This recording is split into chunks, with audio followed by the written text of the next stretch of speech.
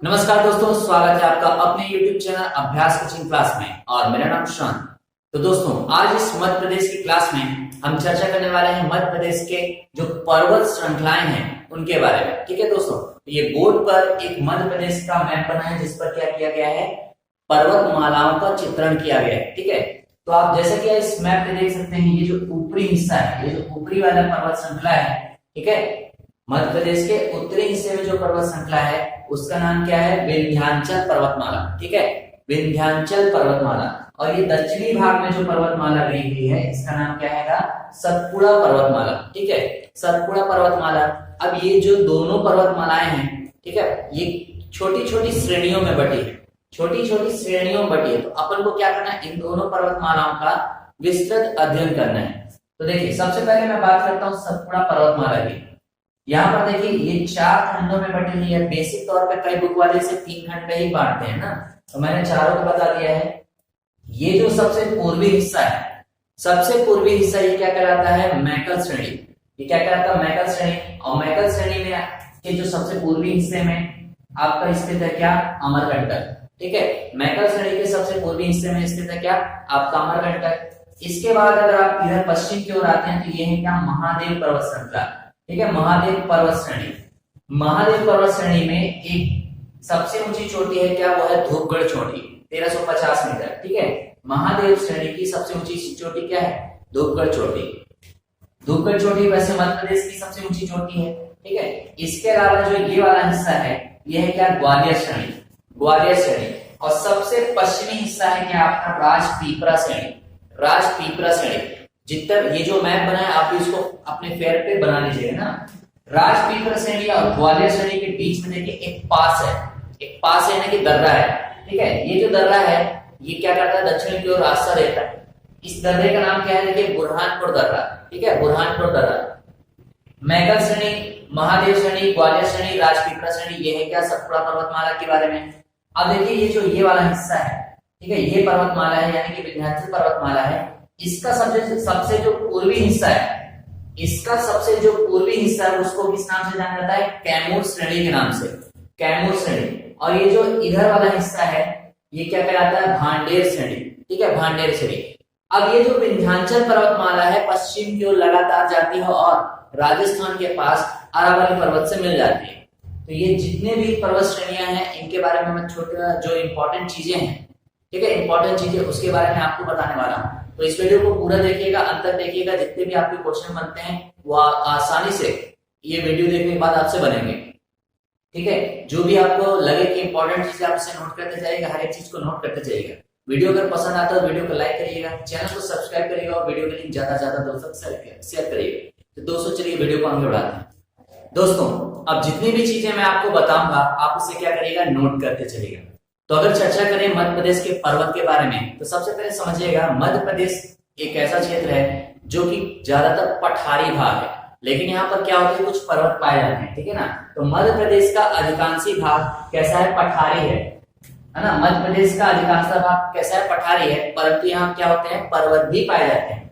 मध्य प्रदेश का जो उत्तरी भाग है, जो मैंने अभी आपको मैप में बताया था, मध्य प्रदेश का जो उत्तरी भाग है वहां पर कौन सा पर्वत है, विंध्याचल। और जो दक्षिणी भाग है वहां पर कैसा पर्वत मिलता है, कौन सा पर्वत मिलता है, सतपुड़ा पर्वत। ठीक है, तो बात करें सबसे पहले विंध्याचल पर्वत की, तो आप समझिएगा विंध्याचल पर्वत मध्य प्रदेश की जो स्थिति है वो प्रायद्वीपीय भारत में है। ठीक है, आपको पता है जो प्रायद्वीपीय भारत है, ठीक है, प्रायद्वीपीय भारत मतलब कि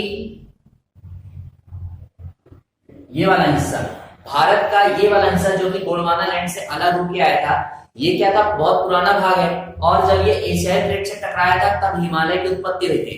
यानी कि ये जो विंध्याचल पर्वत है वो किस पे स्थित है, मध्य प्रदेश पे। तो ये जो विंध्याचल पर्वत है ये हिमालय से भी प्राचीन है। ठीक है, तो विंध्याचल पर्वत हिमालय से भी प्राचीन है, क्योंकि जब प्रायद्वीपीय भाग एशियाई प्लेट से टकराया था तो जो 33 सागर था, 33 सागर में जो अवसाद पड़े हुए थे उनमें वलय उत्पन्न हुआ और फिर हिमालय की उत्पत्ति हुई। लेकिन ये उनसे भी पुराना है। ठीक है, हिमालय से भी पुराना। तो ये चीज याद रखिएगा, ये हिमालय से भी पुराना है। और जो विंध्याचल पर्वत है वह नर्मदा नदी, ठीक है, नर्मदा नदी के उत्तर में स्थित है। जो विंध्याचल पर्वत है वह नर्मदा नदी के उत्तर में स्थित है। अब बात करें इसके फैलाव की, तो ये पूर्व से पश्चिम की ओर फैला है। ठीक है, पूर्व से पश्चिम की ओर फैला है और इसके उत्तर में मालवा का पठार है।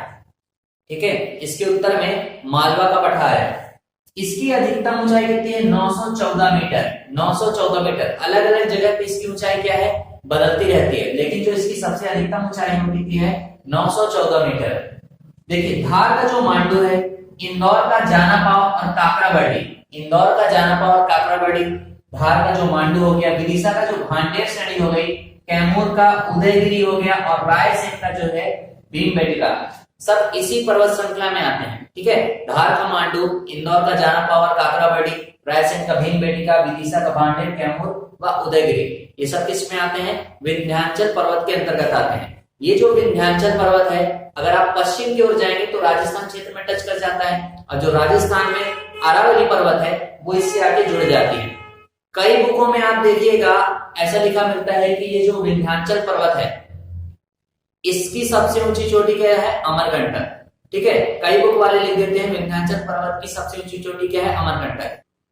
कई बार ऐसा देखने को मिलता है कि विंध्याचल पर्वत और जो आपका मैकल श्रेणी है वो पूरब की ओर जुड़े हुए हैं। ठीक है दोस्तों, मैं यहाँ पर ये नहीं लिख रहा हूँ कि इसकी सबसे ऊंची चोटी क्या है? अमरकंटक, क्योंकि मुझे जितना सही लगता है उसके हिसाब से सतपुड़ा पर्वत के अंतर्गत ही आप ले सकते हैं क्या?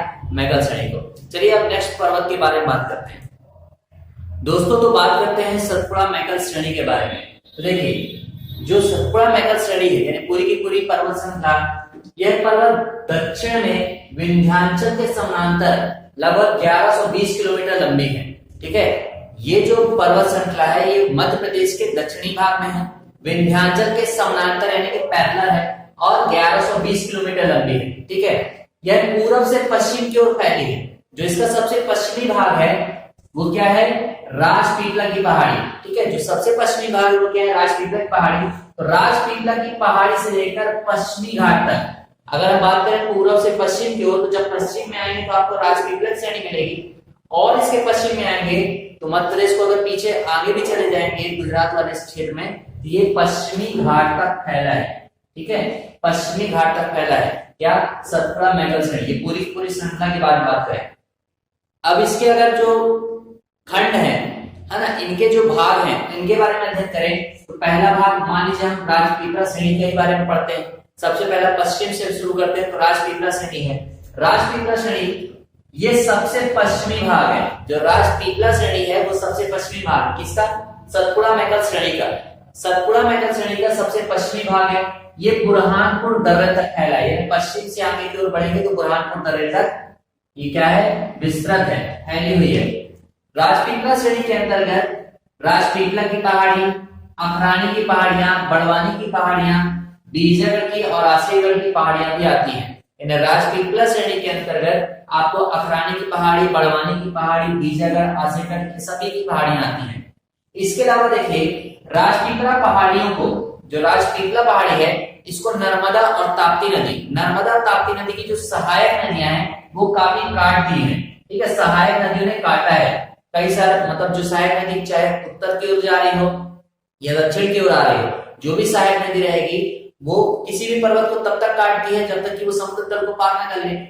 समुद्र तल को पार न ले, इससे क्या होता है कि नदियां जब बहती हैं तो अपने पर्वत को काटते हुए चलती, मतलब जो रास्ते में आते हैं उसको काटते हुए चलती है, नीचे जमीन को भी काटते चलेगी। तो नर्मदा और ताप्ती नदियां की जो सहायक नदियां, उन्होंने राजपीपला श्रेणी को क्या है? काटा है। ठीक है, रास्ता बनाया है। अब देखिए, जो दूसरा भाग है वो है क्या? सतपुड़ा श्रेणी। सतपुड़ा श्रेणी, ठीक है, तो देखिए यह नर्मदा नदी के दक्षिण में और उसके समानांतर फैला है। जो सतपुड़ा श्रेणी है वो नर्मदा नदी के दक्षिण में है और उसके समानांतर फैला है। सबसे इंपॉर्टेंट चीज जो है, सतपुड़ा श्रेणी की जो सबसे ऊंची चोटी है, सतपुड़ा पर्वत श्रृंखला की जो सबसे ऊंची चोटी है वो पचमढ़ी के पास है महादेव पर्वत। पचमढ़ी के पास है महादेव पर्वत। उस महादेव पर्वत में है क्या? धूपगढ़ चोटी।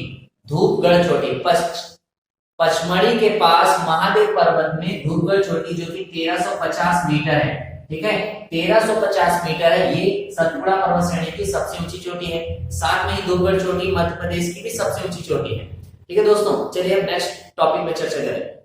दोस्तों, तो बात करते हैं मैकल पर्वत श्रेणी के बारे में। तो जो मैकल पर्वत श्रेणी है वो सतपुड़ा पर्वत श्रेणी का सबसे पूर्वी भाग है। ठीक ठीक है, सबसे पूर्वी भाग है, यह सतपुड़ा श्रेणी का सबसे पूर्वी भाग है और इसकी जो पूर्व सीमा है यानी पूर्वी हिस्सा जो होगा, लास्ट का छोर होगा, वो अर्धचंद्राकार है। ठीक है, अर्धचंद्राकार है। अमरकंटक पर्वतमाला यहीं से शुरू होती है, मैकल श्रेणी शुरू होती है और ये पूर्व में आगे जाएंगे तो झारखंड तक चले जाइए। झारखंड का जो छोटा नागपुर का पठार है उसकी उच्च भूमि तक ये फैला हुआ है। ठीक है ना, जो मैकल श्रेणी है वो छोटा नागपुर पठार जो है उसकी उच्च भूमि तक फैला है। अमरकंटक पर्वतमाला यहीं से शुरू होकर छोटा नागपुर यानी कि झारखंड तक फैली हुई है। ठीक है, यहाँ से नर्मदा, सोन, जोहिला और साथ ही रिहंद नदी का भी उद्गम है। नर्मदा, सोन और जोहिला नदियों का उद्गम कहां से होता है? तो मैकल श्रेणियों से ही होता है। दोस्तों, पर्वत श्रृंखला से जितने भी क्वेश्चन मध्य प्रदेश के अंदर बन सकते थे वो इसमें कैप्चर करा दिए गए हैं। आगे आने वाले वीडियो में कुछ और भी इंपॉर्टेंट चीजें आपको देखने को मिल जाएंगी। दोस्तों, आशा करता हूँ ये वीडियो आपको पसंद आया होगा। अगर वीडियो पसंद आया तो वीडियो को लाइक करिएगा, चैनल को सब्सक्राइब करिएगा और वीडियो के लिंक ज्यादा से ज्यादा दोस्तों तक शेयर करिएगा। अगले चैप्टर में हम बात करेंगे मध्य प्रदेश की नदियों के बारे में। तो दोस्तों, मिलता हूँ आपसे नेक्स्ट वीडियो में, तब तक के लिए नमस्कार।